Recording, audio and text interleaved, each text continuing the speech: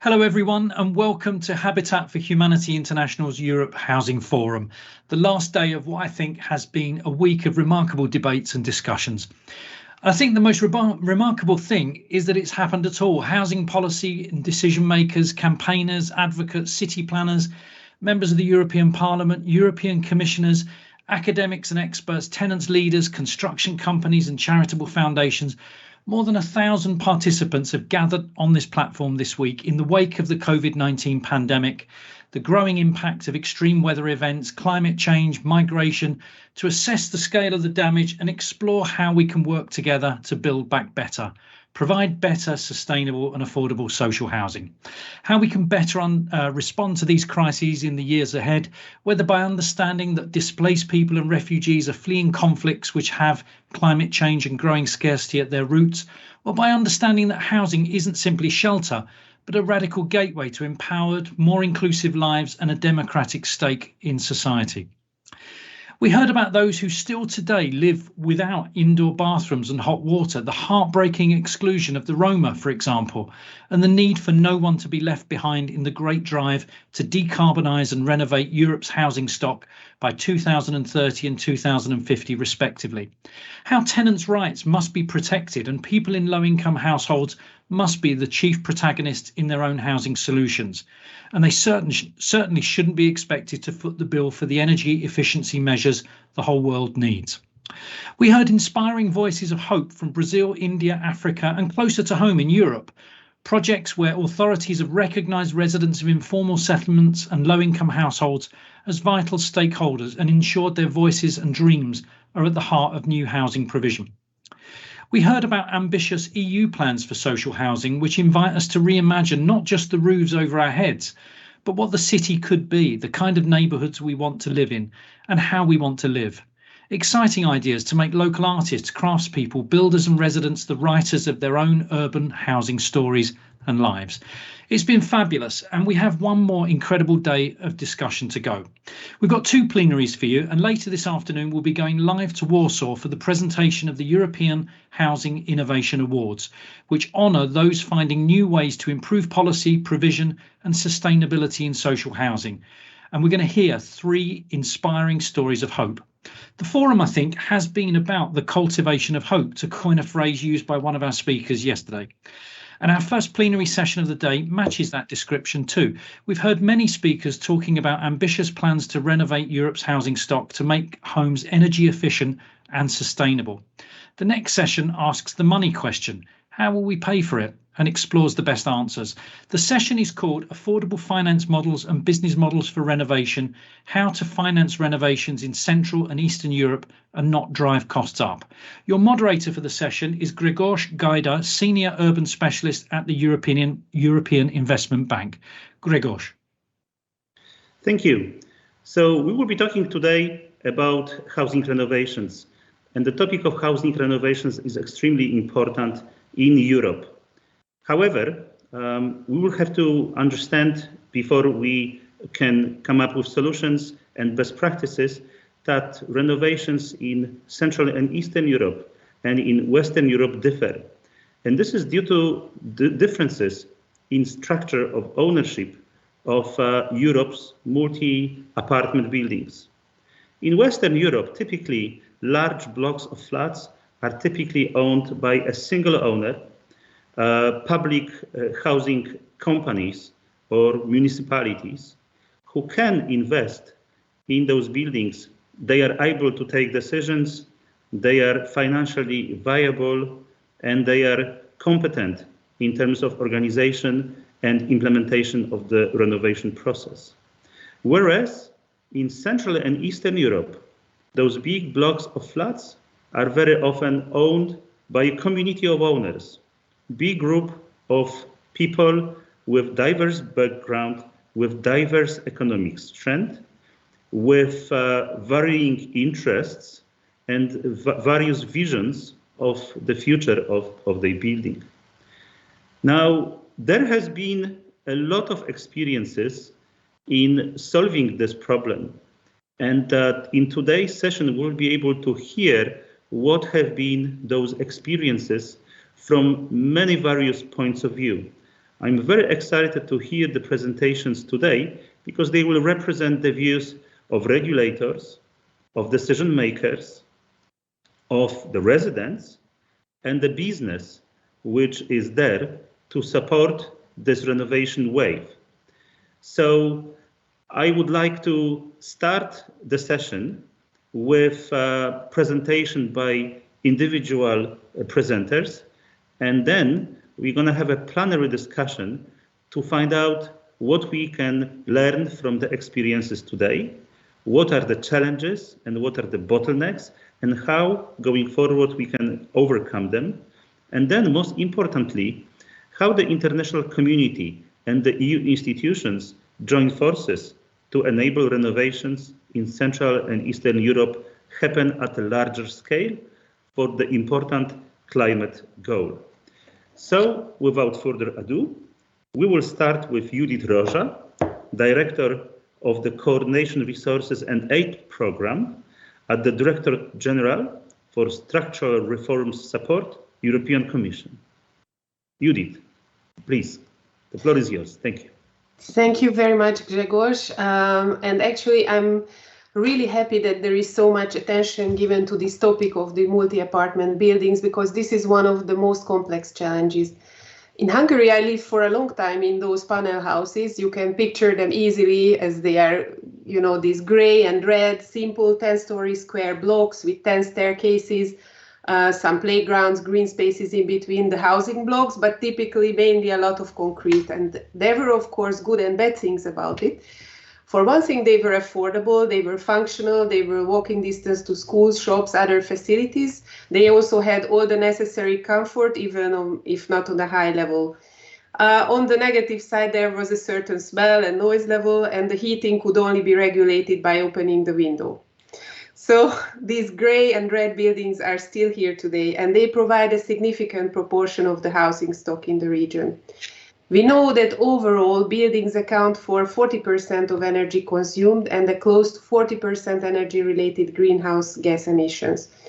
We also know that roughly 75% of buildings in the EU are not energy efficient, yet nearly all of them will still be in use in 2050. So the magnitude of investments needed is extremely significant. Investments necessary to reach the very ambitious 55% reduction ambition would amount to 190 billion euros per year in the residential sector over the period 2021-2030, over the whole EU, not only in the region. So these buildings are here to stay, and we have to accelerate their renovation. Without focusing on multi-apartment buildings, we cannot achieve the high ambitions of energy efficiency, climate, and just transition.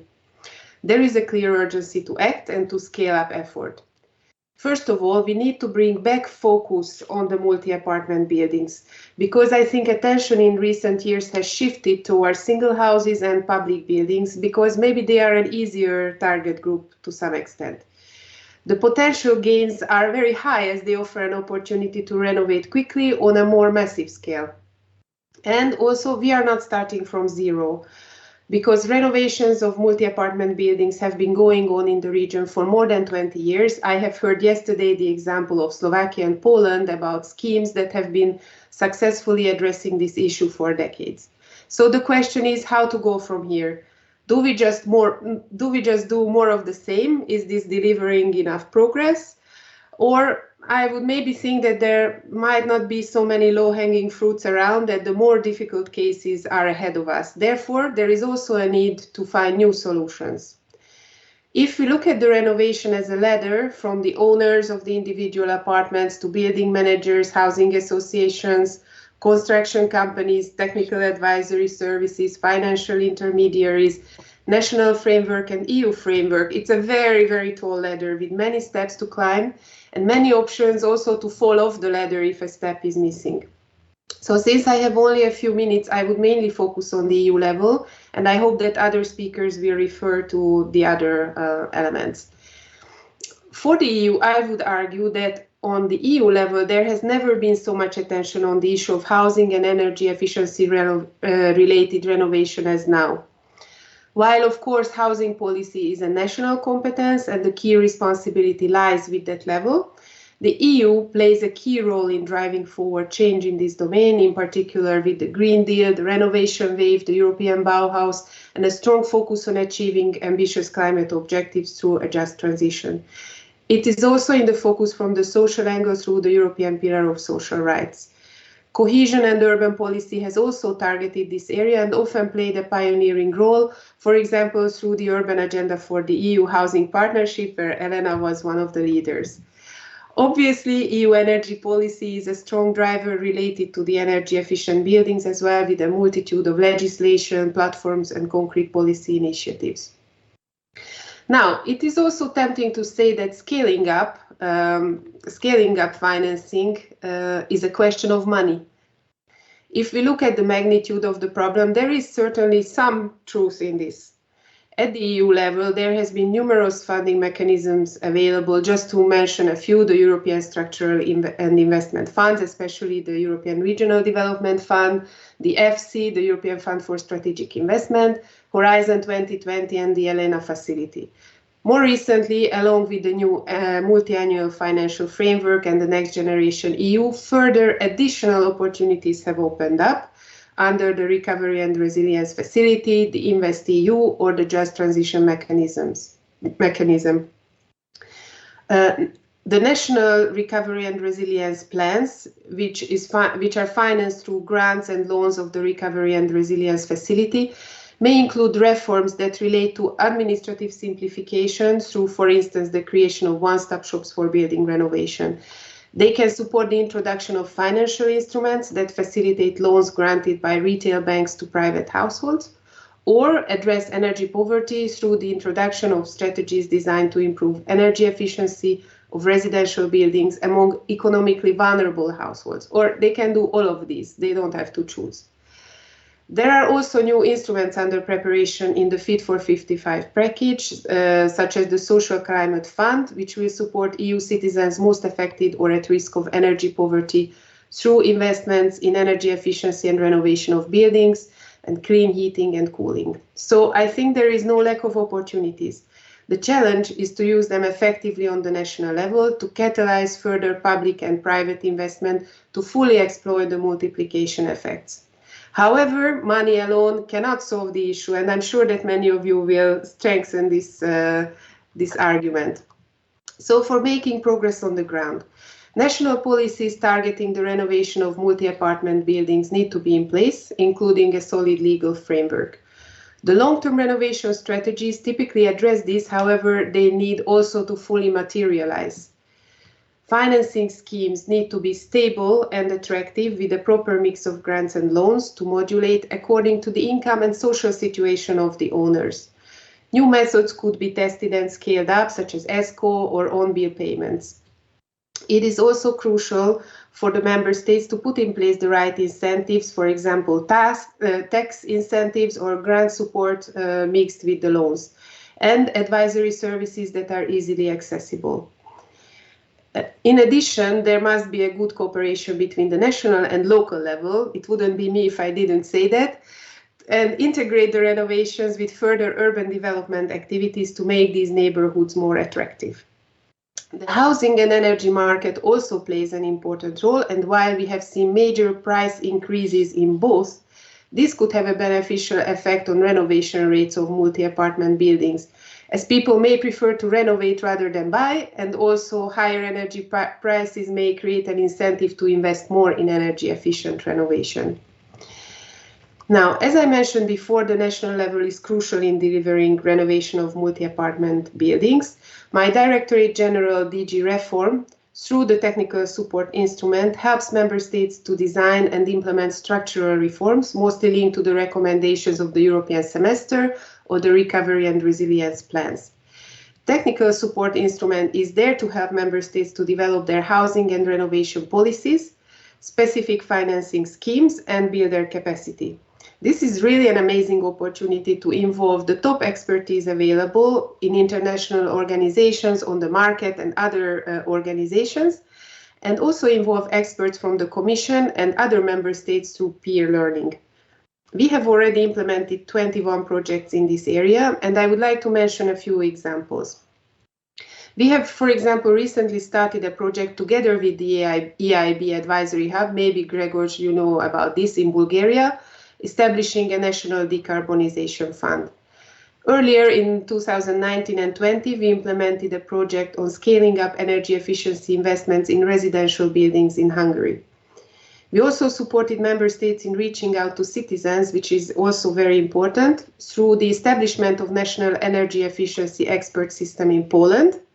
And thanks to these, citizens will have access to trusted experts to turn to on their renovation projects.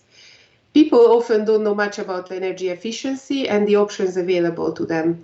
And as a result of our support, Czechia is currently starting a 2-year communication campaign on energy efficiency, and citizens may see TV spots or receive information on social media about energy efficiency benefits, the options they have at their disposal, and the services that can help them.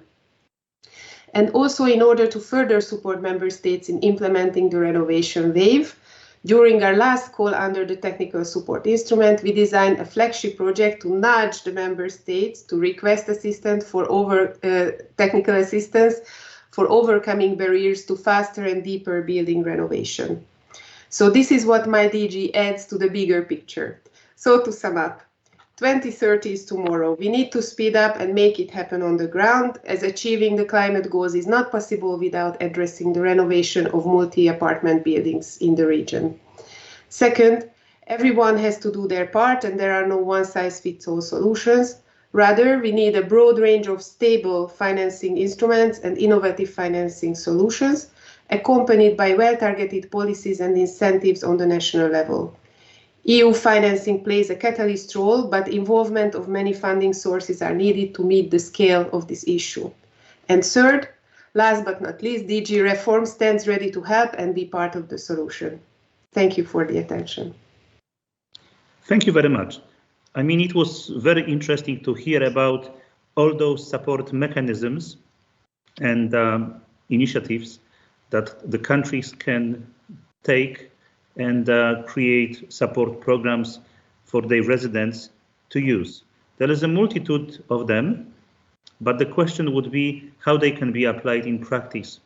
I think that would be the best addressed by Elena Szolgajova, who has played a crucial role at the initial stage of housing reforms in Slovakia, which led to massive renovation wave that has already happened. So it will be very interesting to hear from you, Elena, about how you actually were able to put those systems together, both financial, but also in terms of organizational and implementation mechanisms. Which of those worked very well and which can be done better? What are the lessons that we can derive from the Slovakian experience and see how can we merge those lessons with opportunities provided by the EU? Please, can we hear your input? Thank you. Thank you very much, Grzegor. And there couldn't have been a better opening than by Judith Roja, who described the complexity of the issue. And I'm so thankful to her for on first really listing a lot of many initiatives on EU level, which are going to make it possible for countries to cope with this incredible challenge. But on the other hand, it's also threatening because there is so many initiatives that it is very difficult for countries and for cities to really have the overview and to keep the list of them and to combine in a proper way. But I'm going to actually summarize Slovak experience in addressing the challenge of multi-family apartment buildings renovation and insulation. Next slide, please. I think that this is the slide which is very similar for many Central and Eastern European countries because it describes the process of privatization of public stock. In 91, we had some half of population as owner-occupiers, but there was approximately 1/4 cooperatives, 1/4 public rental. Then in 93, we started the process of privatization. And in 2011, we ended as the really owner-occupied country we have more than 90% owner-occupiers and only a small rest left in public rental, cooperative, and private rental sector. Next slide, please. What were the biggest challenges? And they will be, again, something which is mirrored by the experience of other countries. In early 90s, when we started the privatization, the stock in these multi-apartment buildings was with very neglected maintenance and repair. And the new owners who got the ownership by the fragment of the value of the property, they were absolutely not prepared for the new responsibilities. They were not aware of this hidden debt of neglected maintenance when they were buying. They were not aware of the fact that they are not only responsible for the flat itself, but also for common spaces. They were very reluctant to participate in decision making. And because not aware of their responsibilities, it was very difficult to address them because they actually were reluctant to listen. And on the financial side, yes, in the 90s, there were absolutely no long-term affordable loans available in the market because the private banking sector was in very bad shape, and there were very high interest rates, and the maturity of loans was 5 to 10 years, which is not enough for this kind of work. Next slide, please. Since then, we made a huge step, and I am very happy to say that successful step forward. Between 93 and 2020, we have actually refurbished in a relatively serious way. So it means insulation and technical modernization, some 70% of dwellings in multi-apartment buildings. And approximately 1/2 of that was because of state-provided either loans or subsidies. I will come to that. So the financial scheme started from the state to initiate the process. Next slide, please. And this actually shows in a very good graphical way. These are the number of refurbished dwellings with the direct state support, where blue is subsidy, and the red is the loan, beneficial loan from the State Housing Development Fund. I will explain a little bit later what the State Housing Development Fund is. But these are the public money. And you will see that from the prevailing subsidies in 2007, 2010, we went down with subsidies to nearly zero. And the majority today, since 2012 and 13, it's really financed, the refurbishment is financed purely through the loan, beneficial long-term loan with low interests, and own resources, meaning either the savings of the owners or the commercial loans from commercial banks. Next slide, please. I will try to summarize what were the necessary, because there are so many aspects which must be fulfilled in order that the whole system can work. I think that we had a clear vision and stability of the state housing policy since 95, when the first official document was adopted. And since then, every 5 years, we upgraded this national document, and the modernization and energy efficiency measures since 95 were one of the priority of the state housing policies. Then what was very important, in 98, we carried out inventory and technical assessment of total existing housing stock in multi-apartment buildings in Slovakia. It was a huge project, but it helped us tremendously because firstly, it made it clear how urgent the issue of refurbishment and energy efficiency interventions is. And on the other hand, it also calculated expected costs of this process.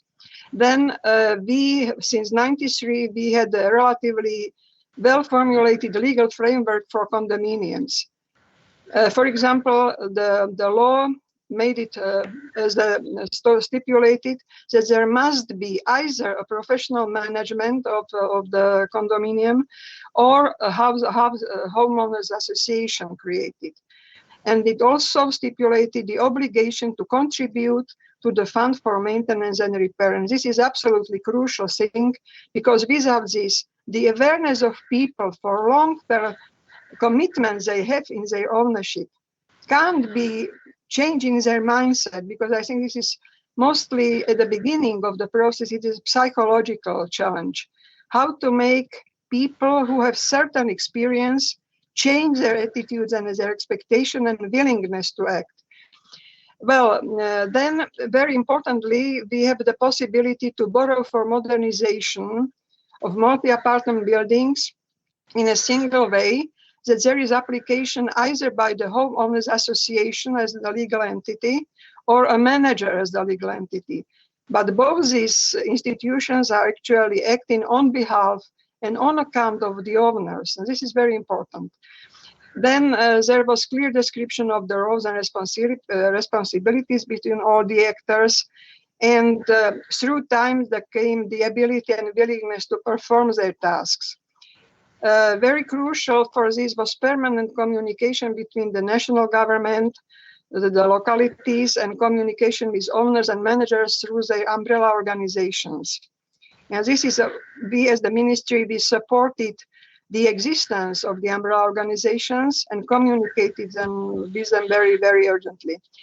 We also introduced the law on professionalization of managers, because in our point of view, the managers are those who should be able to know what possibilities are there to finance, to do it technically.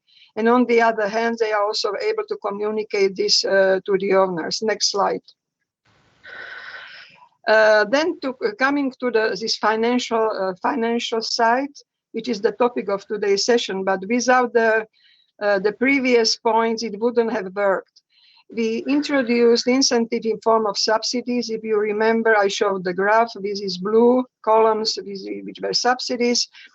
Then we, in '96, we created the State Housing Development Fund, and it was actually fundamental for our successful story, because it was established by law as a revolving fund. And the aim of the fund is to support priorities of housing development. And because of its existence, when it became possible to get European money for the purpose of refurbishment of housing stock, the fund was able to attract this position, and since 2013 acts as a financial institution. So we started in 2013 as Jessica Fund, and now it continues with this combination of European and national money. And the fund provides long-term loans with maturity up to 40 years. For modernization is usually 20 years. Interest rate is 0 to 1%. And the maximum loan can be to 75%. The rest must be the contribution of the applicants. In the case that they do really deep renovation, including the escalators, so they really they can get even 100% of the investment costs.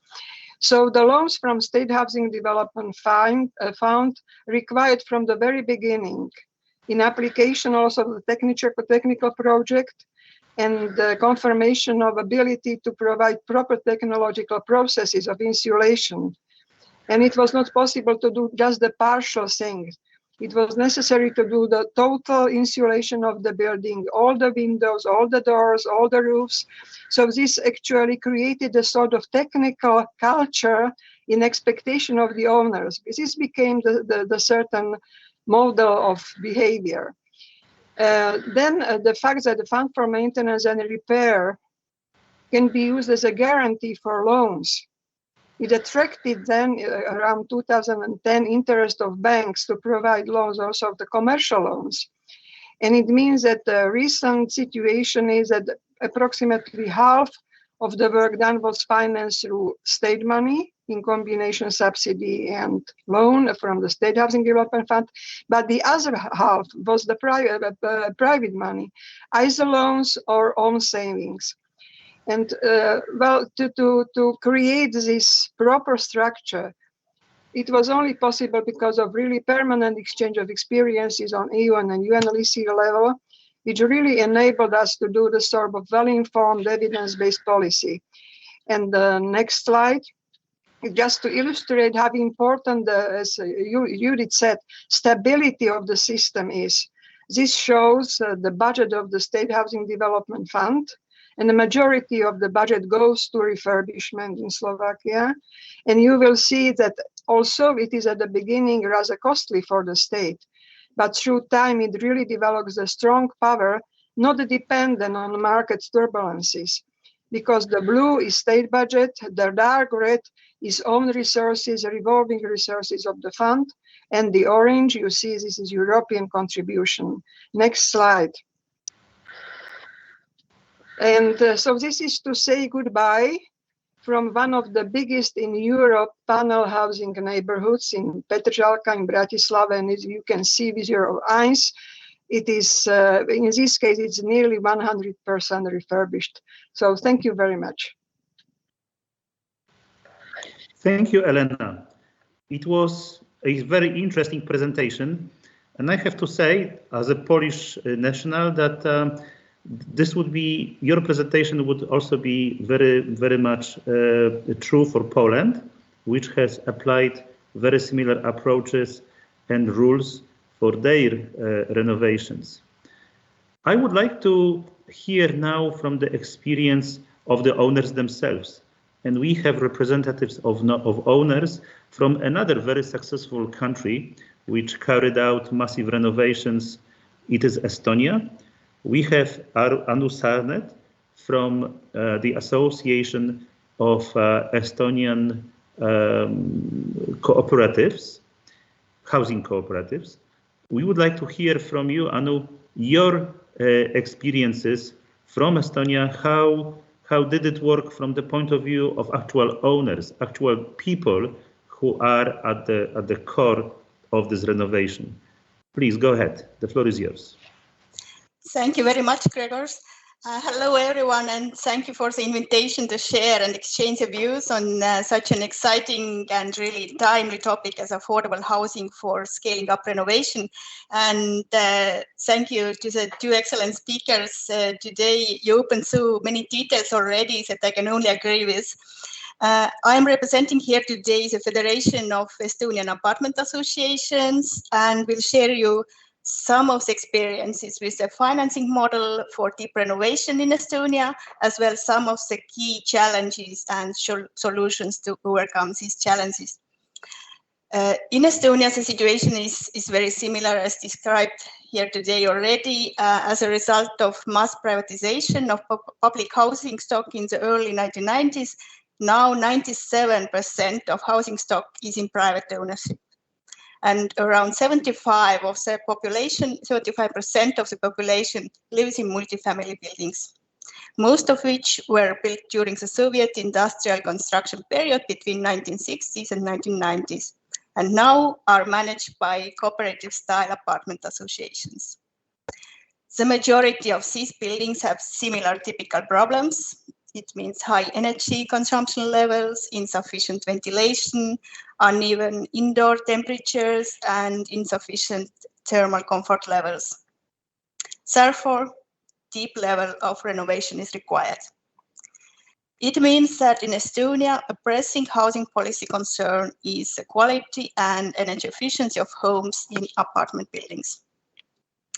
These are the conditions, so to speak, which frames the financial situation.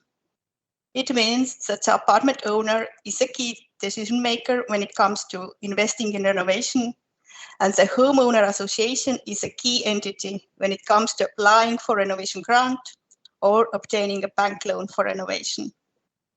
The main question is how to encourage the owners to make the investment, especially when the owners are low-income households.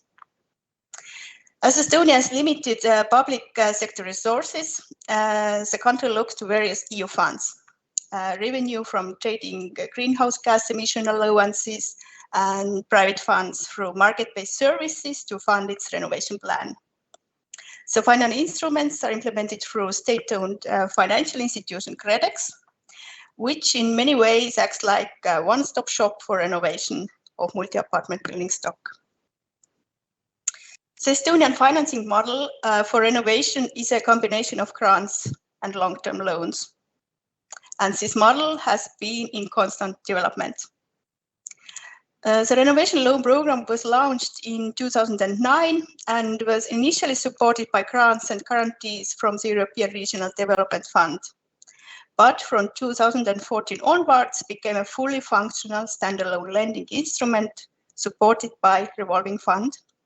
And today, the renovation loan scheme, banks can approve loans directly to apartment associations without the intervention of any other institution. And in addition, apartment associations could also obtain credit guarantees when applying for a loan. Reconstruction grants has been issued since 2010, and after several changes since 2015, Estonia has been issuing reconstruction grants from structural funds to apartment associations and local governments, aimed at the complete reconstruction of apartment buildings.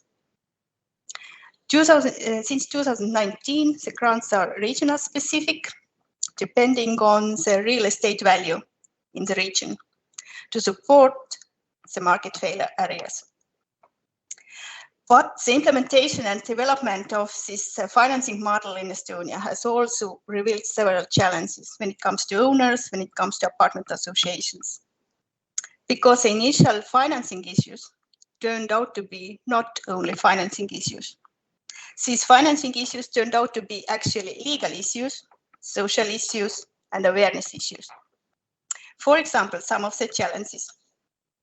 At first, the appropriate regulatory framework.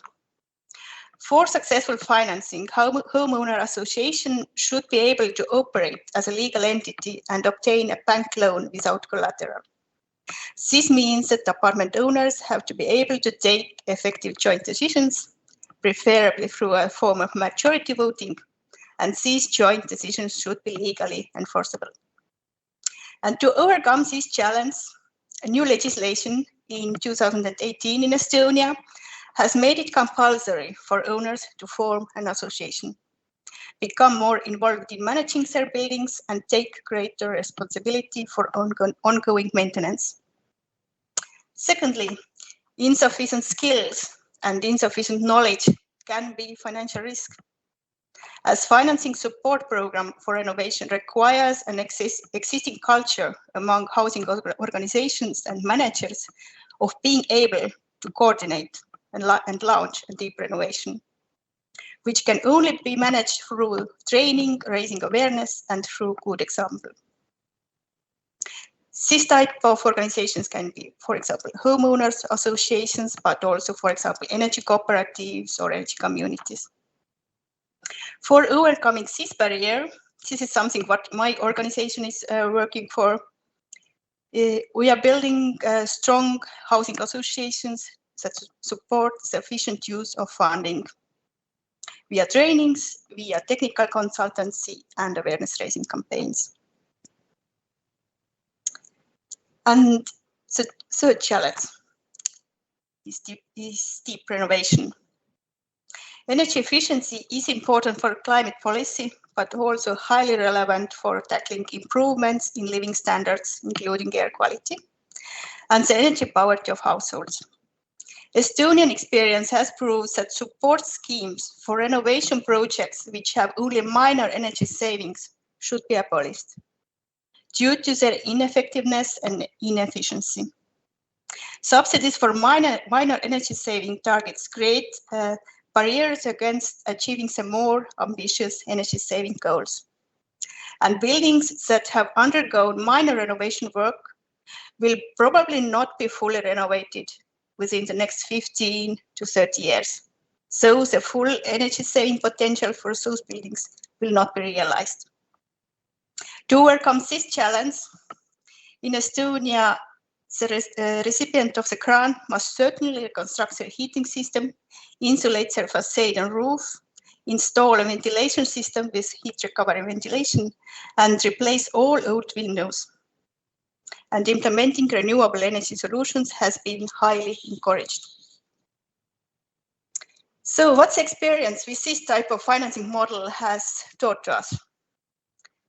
At first, the execution of the renovation grant schemes in Estonia has shown that Extensive integrated renovation is possible in a situation in which buildings are managed by apartment associations, and apartment owners have to agree on the extent of any renovation work and also on the budget for the project.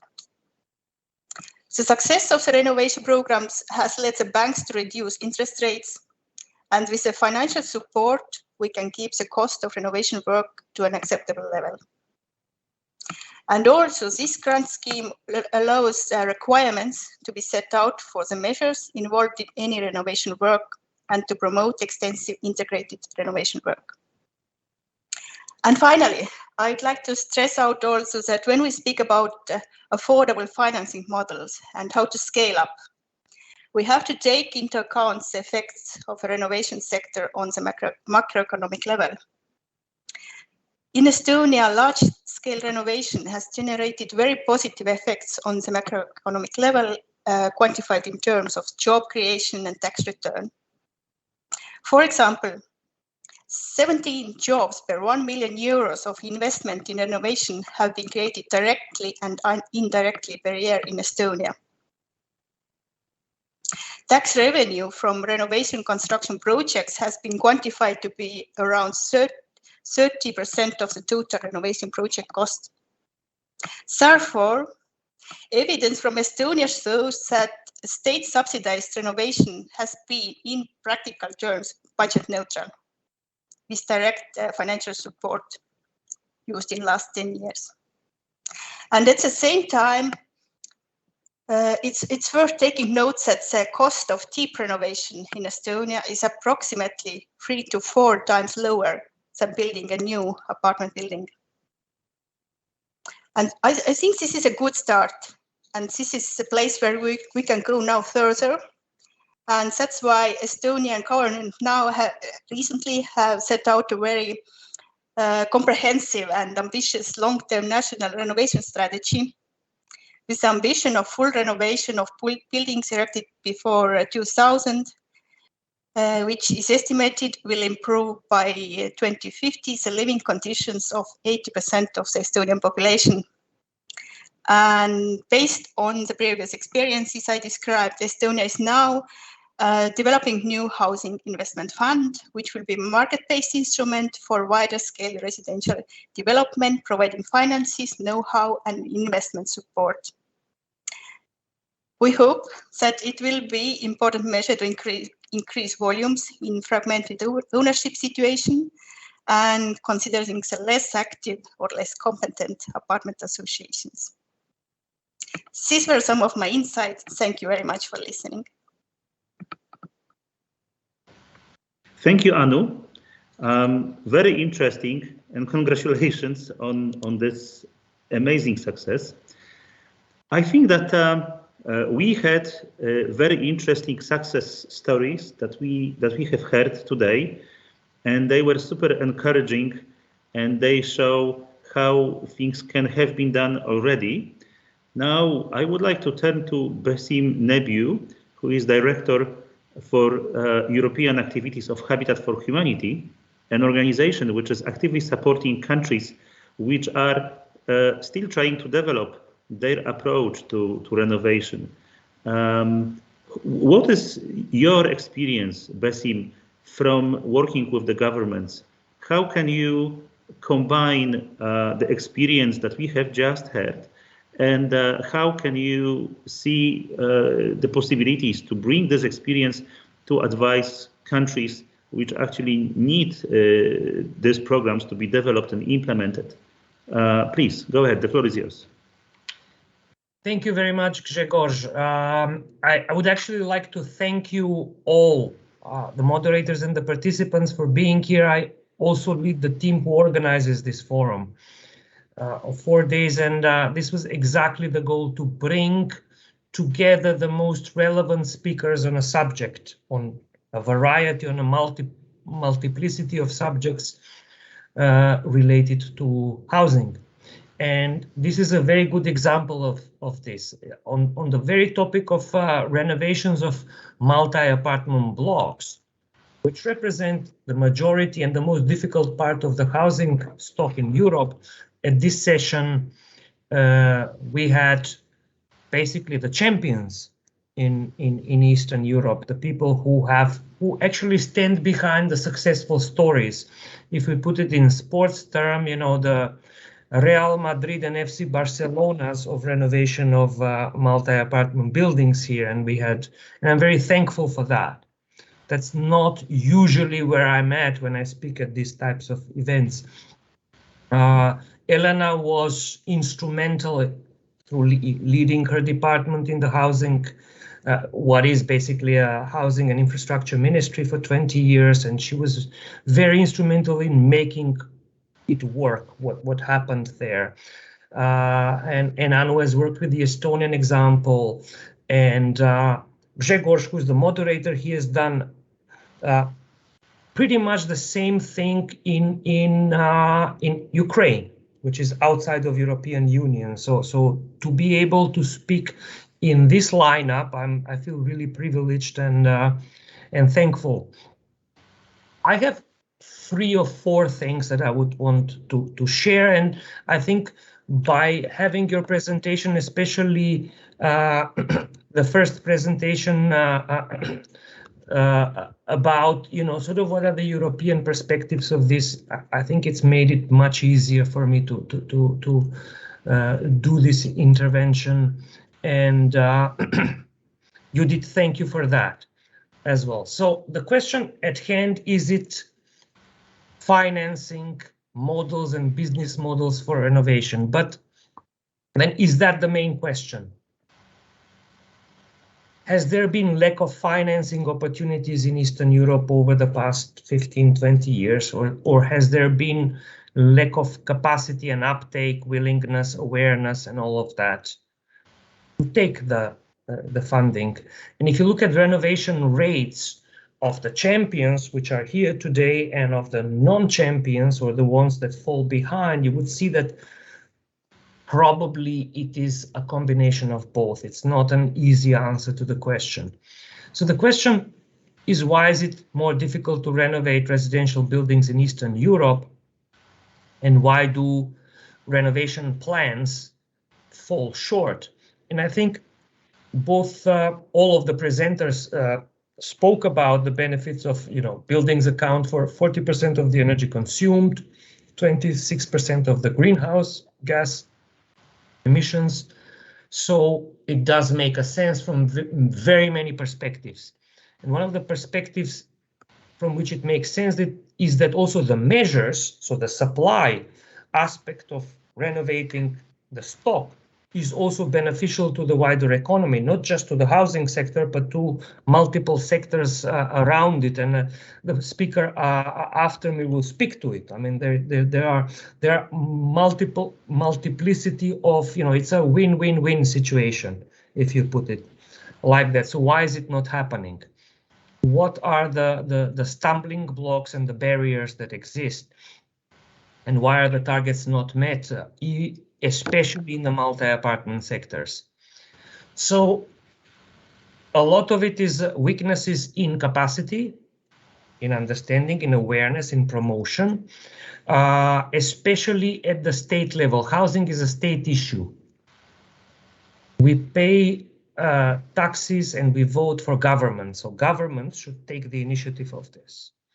And they should promote it because it is an important enough question.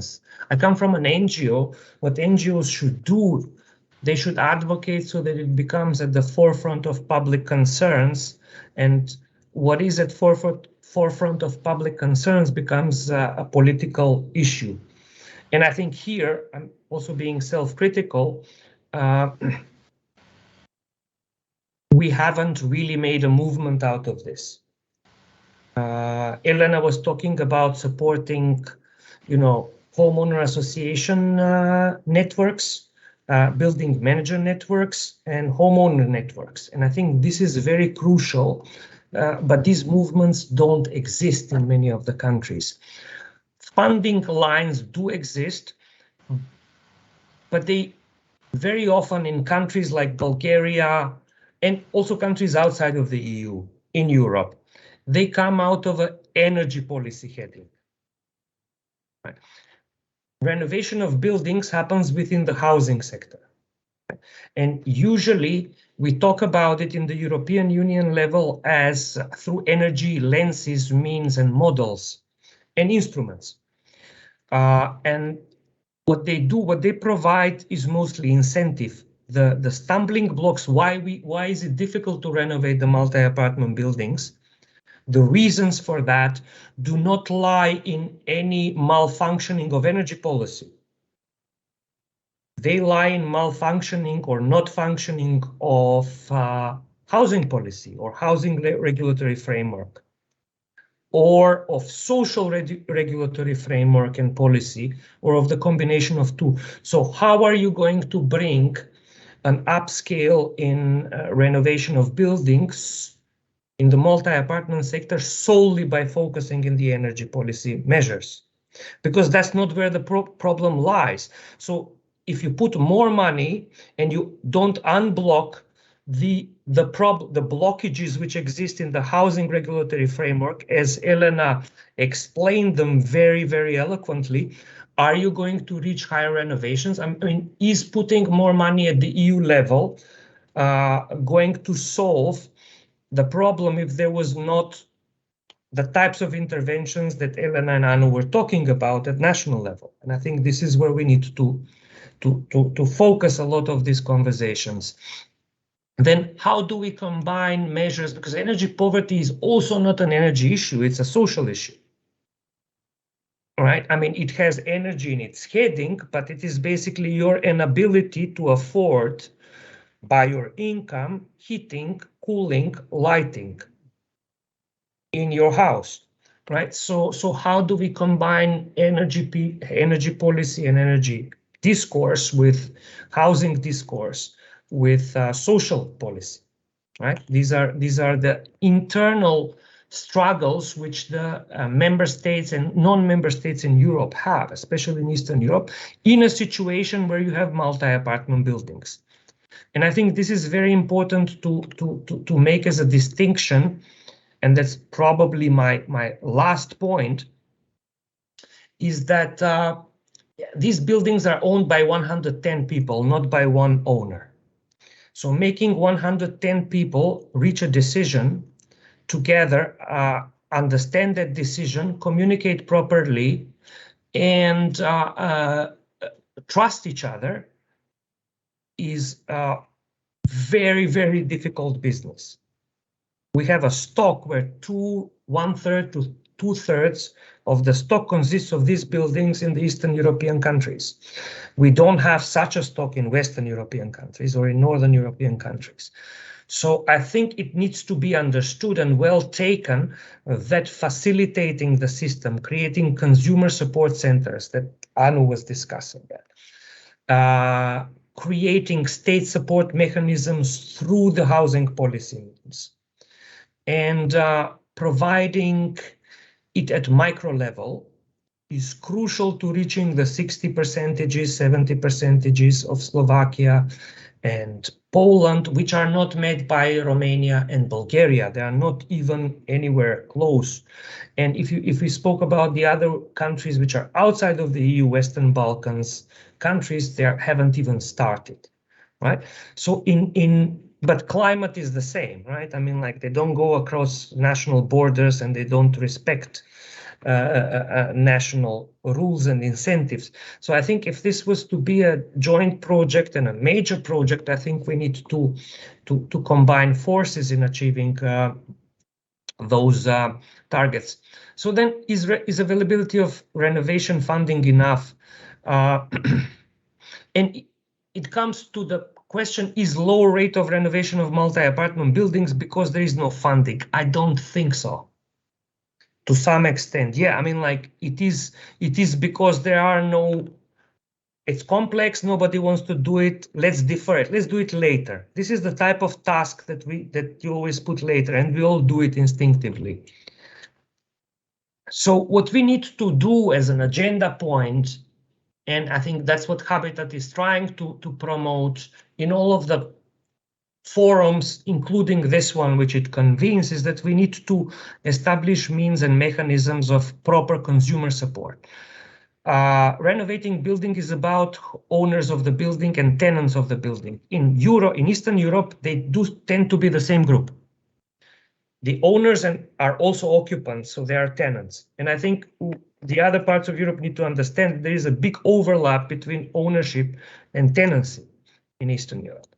And working with them and supporting them and understanding the socioeconomic mix, because they inherited these buildings. So there are poor people, rich people, middle class, lower middle class, all in the same block, is crucial to increasing the renovation of buildings.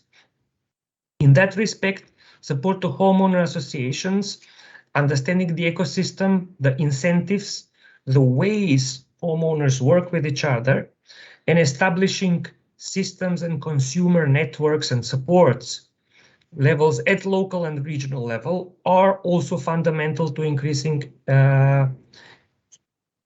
renovation rate. It is a combination of a housing policy measure with an energy measure. But if you just tackle it from energy perspective, I don't think you will get very far in achieving a higher uptake, as we call it. And then providing institutional support to authorities to enable renovations and target the lower income population, which usually block the renovation decision.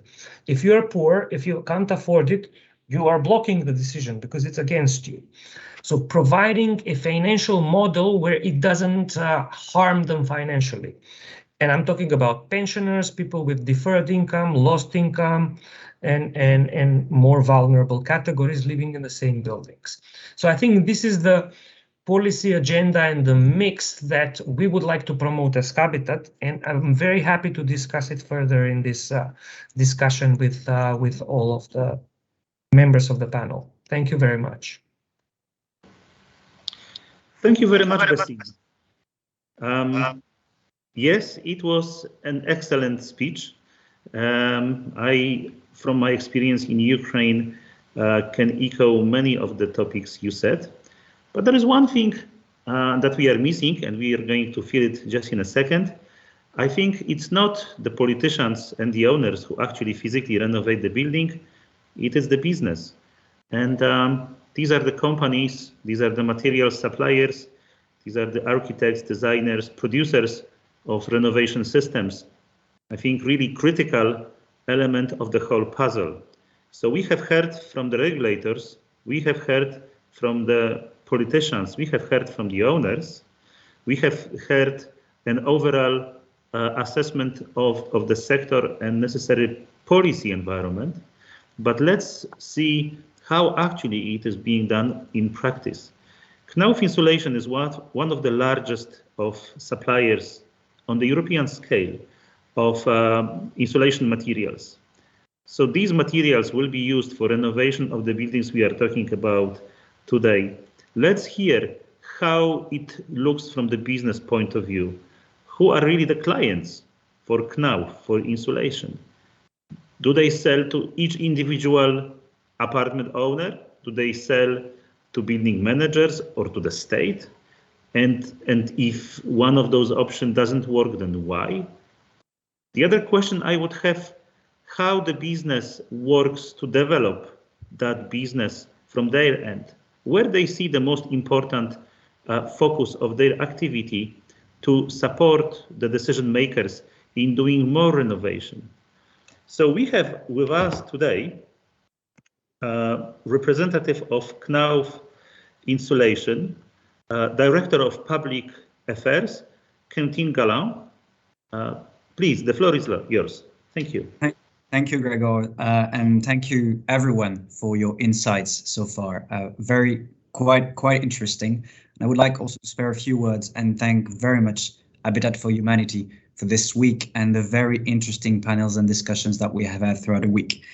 So you said it, Gregor, Knauf Insulation is one of the largest manufacturer of mineral wool insulation. So for the past 30 years, we've been producing, manufacturing glass and stone wool insulation materials. And as a company, echoing what you just said as well, we are very much convinced and committed to deliver solutions that can help meeting the needs for the increasing demands for energy efficiency solutions, but also making sure that the building stock is more sustainable on the long run and that we can achieve those 2050 climate goals ambitions. So I have the tough side of the today's discussions is that we had a very good discussions and insights coming in from, let's say, the greatest football clubs of the team to compare with the football analogy that was made.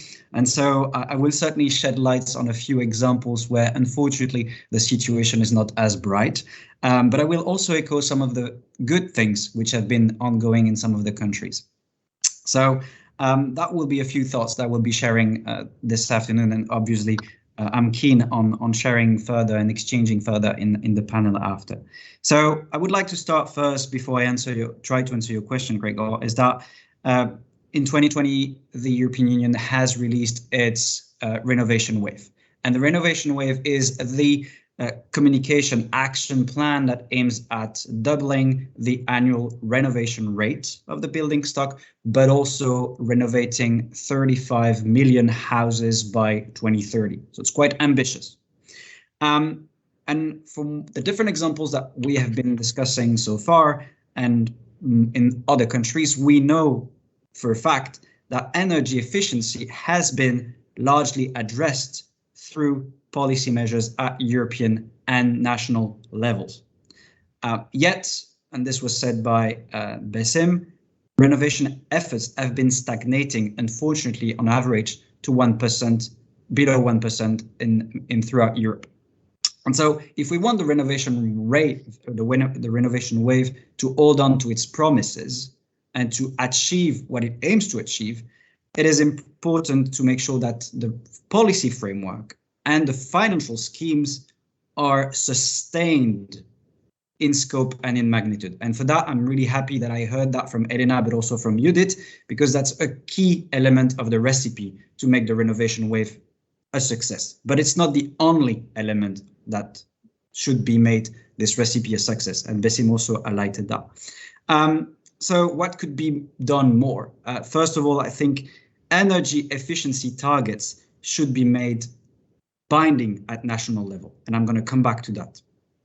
And how we could also help multi-apartment building to get that done on the long run is to also make sure that local technical assistance is rolled out, whether for public owned buildings, but also for privately owned buildings. And the different cases that have been mentioned before show increasingly the privatization of the building stock in Eastern and Central European countries. And therefore, that should be local technical assistance should be made available there. Mid-December, we are all expecting the European Commission to release its proposal for a energy performance of the building directive, a revised proposal. And among all the different items we could talk about, I'd like to point out two elements that we think are crucial in order to give a sense of a direction that could help streamlining renovation efforts at a higher level throughout Europe and including Eastern and Central European countries. First of all, it's really important that national long-term renovation strategies, they should include legally binding targets for the energy reduction in the building stock, based on national strategies to meet the emissions reduction ambitions by 2030, 2040, and 2050. That's the first element.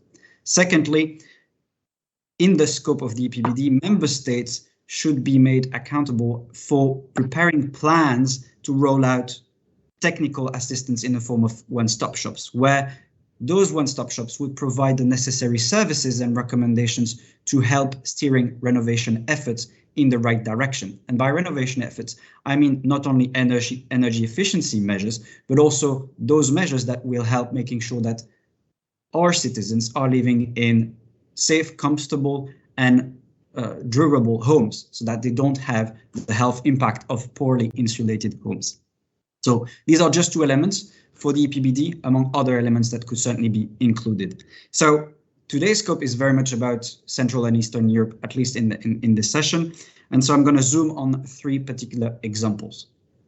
At the end of the USSR, and that has been mentioned throughout different presentations, the building stock throughout Europe was relatively in poor maintenance status, and this has been step by step privatized in most of the Central and European countries. The problem is that in some countries, and in the case of Bulgaria, there was no homeowners associations that has been made legally stringent and obliged. And so at present, what you have in Bulgaria is that you have individual homeowners that are free to renovate their building stock as they deem it fit for themselves. But then what you have is a patchwork of renovation work that makes no sense. And so it's not consistent, but neither truly oriented towards energy efficiency measures. And so technically speaking, you can put as much money as you want in Bulgaria. Unfortunately, I would bet that this would unfortunately not achieve the results we aim for. And so what is really important is that this bottleneck needs to be addressed. And so in some Central and European countries where homeowners associations are not legally obliged, this should be the case for multi-building apartment. And this is a baseline ingredient that is important for the recipe of the renovation wave to work. If we want the building stock to achieve its renovation and to be decarbonized by 2050, we need to make sure that multi-apartment building stocks are able to perform renovation consistently, and that this is consistent for the years to come and to achieve the climate ambitions by 2050. But as much as homeowners associations can help to plan, first of all, to discuss between homeowners, and that requires communication campaign on the one hand to help homeowners to work together, that needs also to make sure that this is planned properly and that this is monitored properly as well. And the monitoring is really important, but you need to make sure that those homeowners associations have the right technical know-how to make that happen. And there again, I'm coming back to the point on technical assistance, local technical assistance that need to be tailored to the need of that specific building stock in that specific region or local weather condition. Because those technical assistants will be able to provide tailored technical advice on the one hand, but that should come way before the renovation is actually happening. It should be at the onset of the plan, so that the advice is really looking towards long-term renovations that will be providing efficient solutions for the building, for the homeowners and tenants who live in that building, but also preventing that we actually have to start again in 10 years, which is the worst thing that we would like the renovation wave to do. We want the renovation wave to hold on to its promises on the long run. That was for the first example, Bulgaria, and I would certainly talk about this as a similar example for Romania. So what is the second example? And I'm happy to see that Elena is with us today because the second example was Slovakia. And so I would like really very much to praise the actual very great work that has been done in Slovakia, because Elena has been instrumental in establishing the National Housing Development Fund. And as she said, this was a very interesting low interest rate funding program that has helped renovating houses for around 20 years. And in terms of renovation rate, this is 3% annually, more or less, which is quite impressive. And I would certainly see that some of the countries in Western Europe would certainly have to look at some of the measures that have been made in Central and Eastern European countries, because there are things countries in Western Europe can certainly learn from. But here, the great part of the success of this scheme is that it has been running for a long time. It has been predictable. It has been stable. So this has helped the industry, but homeowners as well, to forecast what would be the needs of the market on the long run, but also to help steering the renovation in a certain direction. And so that's great. So stable, predictable financial schemes are really important. And if I take another example, Hungary, for instance, where financial schemes have been going on and off for years, this is not working. This doesn't help the industry to actually make the necessary investment to produce. And that doesn't help as well and incentivize homeowners to make the necessary renovation. So coming back to Slovakia, this has been great to make certain type of renovation and to achieve a certain rate of efficiency and energy efficiency. And I think here now, what is about the next step?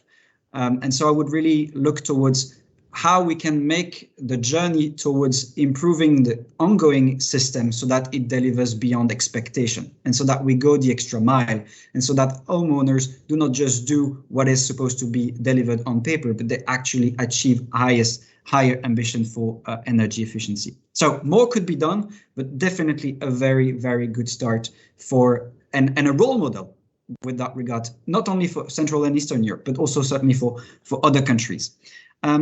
The third example I wanted to talk about comes from Romania.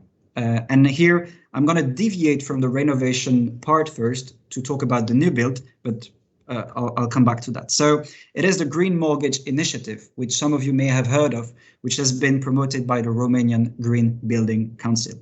In essence, for those who do not know about, it is a discount mortgage pricing for prospective homeowners. And it basically aims to help homeowners to buy houses that perform quite well in terms of energy efficiency measures, but also in terms of environmental considerations. And this is being assessed based on guidelines that the Romanian Green Building Council has established. Obviously, that has to do with the new build.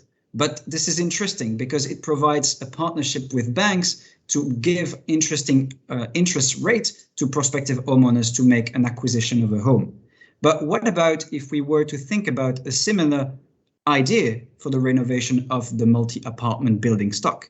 Typically, those homeowners in multi-apartment buildings, they certainly have interest rates right now at a certain rate, and they have to reimburse their mortgage. Fair enough.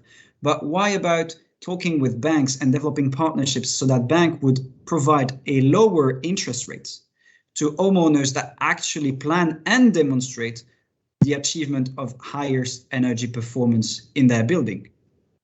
And that would help, on the one hand, banks to fade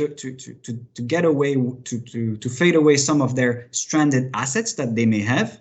But that would also help them to help homeowners to prevent default payment. And why default payment? Because right now, and this has been the case for decades, energy prices are surging, and this is not going to stop. And so if we want to help homeowners to actually be able to pay their bills, but also to reimburse their mortgage, we should make incentives on the table so that they are able to renovate their places and pay to a certain extent way lower their energy bill. And so that could be an idea. I don't think this exists in any member state, but could be an idea to think about with banks in order also to showcase that the solutions that should be on the table will come from the policy for regulatory and financial schemes. They will come from the industry to supplying energy efficient solutions. They will come from homeowners that will work together with urban planners as well as local technical assistance, but it will also need to come from the banking sector. So everyone together needs to work on this. So in conclusion, what I would like to say is that there is no one-fits-all strategy, and I think Judith said that as well. It needs to be a blended recipe, a blended aspect of solutions that need to be steered together in all the different member states to see what works best. But also what works best needs to be assessed and reassessed again to always try to improve the system, because actually that's not the case. Sometimes we're just pouring money for the sake of pouring money. Sorry, that doesn't really work out. So what I would say is that it's really important to stress that to finance the renovation of multi-apartments building in Central and Eastern European countries, it is important on the one hand to put energy efficiency at national level with binding targets in the EPBD, that's for sure. Secondly, stable long-term financial schemes that are sustained and not just switched off on and on a permanent basis. Needs also to establish local assistance schemes that will be there at the onset of any project to help multi-apartment building to renovate properly. Needs also to look towards making sure that homeowners associations are established, that they talk to one another, that people within those homeowners associations talk to one another and are able to understand the benefit of renovating. And finally, banks should be brought into the perspective in order to make sure that the right incentives are put on the table and help those homeowners to access affordable energy efficiency homes. So that's it on my side. Thank you very much. Thank you very much for this, and I would like to thank you very much for the ideas and specific proposals. And I think this is excellent view from the private sector, which in my mind is really underlining where the most important issues are actually happening, because you are really at the forefront. You are there to sell the products that we are talking about that needs to be put in place in the market to achieve this renovation. I have to say that so we have had a series of very interesting presentations, and now we have a bit of time for a discussion. I think there is one question that is really buzzing for me that comes from the interventions we have heard today, a question that I would like to ask to Judith, actually. And my question is the following. And I'm sorry to be direct in what I'm going to say, but what somehow seems to be the prevailing tone of the discussion today, at least how I understand it, is that the European Union tools, regulations, assistance mechanisms for housing focus on energy and focus on the social rights. They seem to assume that basic topics of property ownership, of decision making are already solved. And maybe it is true for Western European countries, but clearly for the Eastern European countries, these are the most significant barriers and most significant bottlenecks. And Judith, you have two hats, obviously. You have the EU hat, but you have your Hungarian, Central European hat as well. And I think you are the best positioned person to answer this question. What do you think? Do we really have those very simple economic aspects of how ownership is defined, how decisions are being taken, how people actually implement investments? Are these the bottlenecks areas? And as such, would they require and would they benefit from greater support and attention from the Commission and from the EU? Thank you very much. And actually, it's a very nice question for me, because listening to all of you, thank you so much. It was very interesting and valuable and specific. And I must say I haven't heard a lot of criticism towards the EU level, in the sense that it was recognized that there is a huge effort going on. There is really all the tools and money and policy and push and drive coming on that level.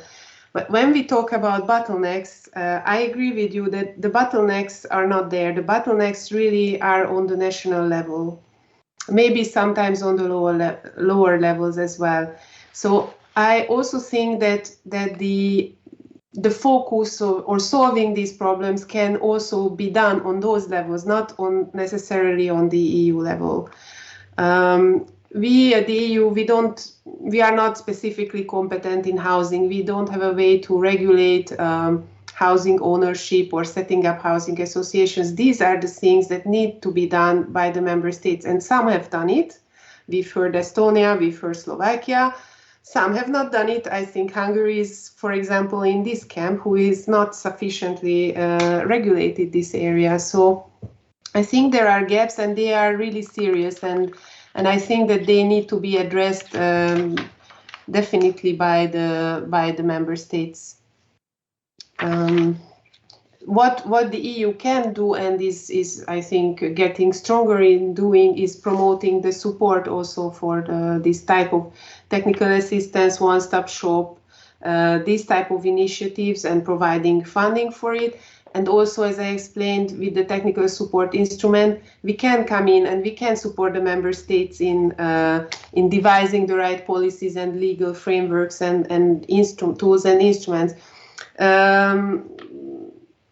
We can advise, of course, but then it's for the member state to do. So we can bring in the best expertise in the world, and they can explain to the governments that, look, you have an obstacle ABC, you need to regulate, you need to start such a program, you need to set up such a scheme. If they don't do it because it's not in their interest, it will not happen. Thank you, Judith. So that would bring another topic for a question among us. However, I think we would also probably receive certain questions from the audience. So maybe I could just ask this question to Elena. It would be in regards to the technical assistance. So Judith mentioned in the beginning of her presentation that there is a program of providing assistance from the DG reform to the governments on the topics that deal with energy efficiency in residential sector. Do you think, Elena, that this assistance should also focus on those institutional matters? Would it benefit to include this as well? And maybe just to continue with this question, what are the areas that are already covered well enough that the focus doesn't need to be so big? What would be your opinion? To the first half of the question, I'm sure that it would be very useful if this assistance from the EU level to the countries would reflect their needs as much as possible. I know that it's very difficult to define an instrument and to put all the possible options into it, but I do believe that this would be very helpful. On the other hand, I would say that we were referring very much to so-called one-stop shops. And I think that also on the EU level, this kind of one-stop shop, which would on one place summarize information on all available support instruments, either investment or technical assistance instruments, would be very useful for the countries. I do remember when we discussed it in the housing partnership. So this was actually one of the recommendations, because there is a lot of different possibilities, but it is so complex. And when you are just the end consumer, or even if you are the national government, sometimes it is very difficult because of resortism in the institutional setting of the countries to really get all the necessary information. But definitely, I think that this kind of possibility would be very useful in many countries, mainly the newer member states. Thank you, Elena. Could I maybe ask Besim to provide? Okay, so sorry. Maybe we can just have a quick reply from Judith, and then I would like ask Besim to have a quick comment on that.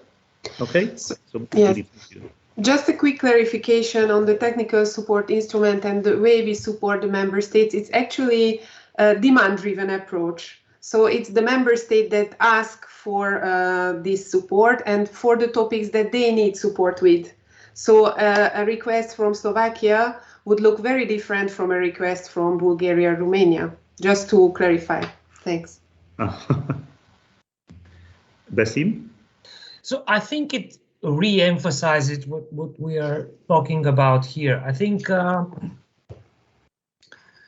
well, first, I'm not 100% sure that energy efficiency is the right entry point to renovating building stock. It does, technically speaking, and from a societal perspective, the right point, but that's not a widely understood term by the general population, nor it means much to many people outside of these settings, right? So I think in order for us to create incentives, we need a whole different ball game in terms of formulating the objectives of this.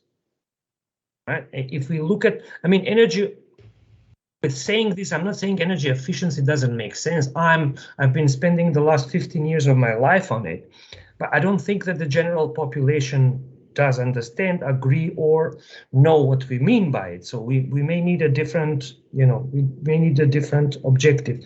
This is one thing. Secondly, having said that, like putting specific energy policy standards to the existing building, how are you going to enforce them? I mean, let's put a residential building. It has 110 owners who have bought the apartments, some in the 60s, some in the 90s. If you put energy performance standards, okay, say, you know, what are you going to do? Renovate the building in the next 5 years, but, you know, how? Right? I mean, it's not, you cannot push people to make decisions around their property. You have to create incentives, and you have to teach, you know, do a lot of awareness, buying of you know, ideas, a lot of soft skills. Right. So I think this is why, where it has worked because the housing policy initiated, took ownership of it. Where it has been led by the energy community, it has had less success, because the problems lie in the housing regulatory framework. It's a housing issue. It happens in the houses of certain people. I actually was born and grew up in such an estate. So I don't think, you know, and yeah, it would be difficult to push changes in how that community, because it is also a community. These are your neighbors, you know, when things happen, you know, when you have a problem, you call upon one of them, you know, they are your best friends, you were born and raised with them. I mean, they are not just, you know, it's not a business environment, it's also a neighborhood environment. It has a lot of social relationship. These are the closest people in your life, more or less, except for your friends. So I think we need to understand the complexity of it in order for us to design the right pathways to addressing this. And I think, by what I said, I don't think that energy policy and energy directives can block it. They are great, but they will not solve the riddle by themselves. I think, Basim, that Anu could try to answer the question how these regulations actually can help the homeowners. Anu?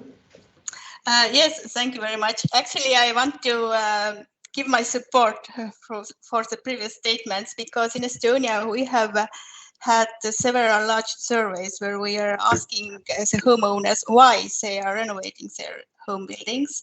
And the answer is not always because of energy efficiency or not because of cheaper energy bill, but that's right, because it's my home.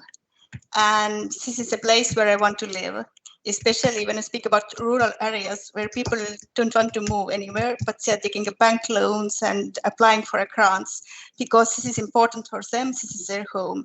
And when we have special assistance support measures for that, this is totally important and supportive. But inside, in this homeowner, there is a understanding that I'm building my home. This is how I secure my future and my living environment. Right. So I would like to ask Quentin to comment on this, and then we will be coming very close to our session. I have to say that I don't see any questions from the audience. Either there were none or they did not come to me. So if there are any questions from the audience, I have to say I'm sorry, but we have not been aware of them. There are some questions in the. I can read them for you if you want. But okay, let's ask Quentin to reply to that comment. Elena, I think that we will move to those questions from the audience. Okay, would that be okay with you? So Quentin, please. Yeah, thank you, Gregor, and thank you to the other panelists for their views as well. So I might slightly disagree with Basim and Anu, whilst at the same time agreeing. I think the problem with energy efficiency is that it has been poorly framed and poorly communicated to engage different communities, depending on problems. But energy efficiency is actually a tangible problem.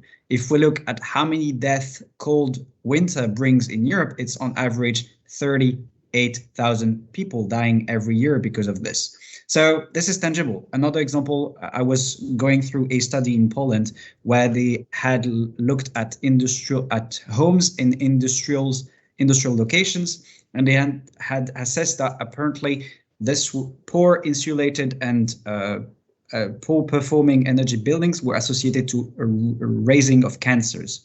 So this is definitely something where we have to communicate and where we can help framing the narrative on energy efficiency properly. One thing that we've been doing, and this is out of Central and Eastern European countries, what I would like to talk about, what kind of solutions the industry can put in place. We have worked with one of our subsidiary called Knauf Energy Solutions to develop Internet of Things measurement tools that can help us actually measuring any savings that is made thanks to proper energy efficiency measures. And so that helps us out showcasing and communicating to homeowners to what extent the energy efficiency measures that are put in place, insulating, for instance, what does that bring in terms of savings? We've been running this in pilot projects with social housings in the United Kingdom, but this could certainly be a project and solution that could be rolled out throughout Europe and could be targeted towards multi-apartment buildings, because homeowners can certainly also learn what difference it makes to save energy with actually something that they can see and read about. Right. So thank you very much for this. I guess this is another example of this fundamental divide where a building owner and the tenant, or the person living in a unit, are different people or the same people. I guess this really creates a different dynamic in how people take decisions and what is important for them. So I would like to ask Basim, if he is still with us, to read the questions from the audience, as I don't see them. Well, there is one question here. What can the EU do to ensure that the social public properties that have been renovated with ESIF will still remain social public after the 5-year period? And this is a question, I guess, for Judith. Yeah, okay, so I think this is a quite specific question, and it's related to the legal base, the structure and investment funds, and probably you know that there is a maintenance period after completion of the investments. If I remember correctly, it's 5 years, and after that we cannot do much, I'm afraid. So we need to make sure through the investments, and again, it's because it's shared management, it's again the national authorities, they need to make sure that they invest in buildings and in social infrastructures that will remain in the public hands on the long run. Thank you. I think that we are coming close to the end of our session. I'd like to summarize it briefly, just by saying that it was extremely interesting for me to hear so diverse yet so similar presentations and items that we discussed today. I think that this is a sector which deserves a lot of attention, and I agree here that it is a responsibility of the governments. I think the state's role in this sector should increase. The state cannot leave it like it is, just for the people to insulate one apartment with one type of insulation material and the other apartment next to it with a different one. This makes no economic sense. It's technologically inefficient, and it creates a lot of problem for the people in the longer run. So this is clearly a case for greater government regulation. And I think that examples that have been given of the successful models are extremely encouraging, because they show that people themselves, if are given proper rights and tools, can achieve marvelous things. As Anu said, this is really what people care about. It's in the end their apartment, something that is the most important in their life. Probably this is the biggest part of their ownership. I mean, this is probably the most important assets they actually have in their life. And no doubt they want to care for it, and they are willing to spend efforts and spend money to ensure that this asset is properly taken care of. So this is very encouraging. We can see that this actually works. But the governments have to do more. That is one clear solution. There is bigger need for technical assistance on all kinds of levels, national, regional, local, and very specific building by building. There is need for combined financial solutions that involved commercial lenders, public sector entities, grant co-financing mechanisms, revolving funds. All those mechanisms have shown that they can work, provided that the people are given the rights and the sufficient legal tools to take care of that property that is so dear for them. Grzegorz, so thank you very, very much for that. I'm afraid we're out of time, and our audience now needs to go over to the breakout session. So huge thanks to you, Grzegorz, and thank you to all our speakers, Elena, Besim, Anu, Judith and Quentin, for a very illuminating discussion. So we now move over to our breakout sessions. You have 5 parallel sessions to choose from: harnessing innovation for inclusive and green renewal of social affordable housing neighbourhoods in Europe, dynamic approach to social housing, is it possible to organise social housing in Central and Eastern Europe as one of the elements of one's housing career? What implications does the Fit for 55 package have for Central and Eastern European region? And models to bring together stakeholders to scale up multi-apartment renovations in Central and Eastern Europe. And finally, voices from the field, policies and systems to ensure equitable access to housing in informal settlements in the global south. At the end of these sessions, there will be a 15-minute break for networking and coffee, and I shall see you back here at 15:30. Thank you. Hi, Greg.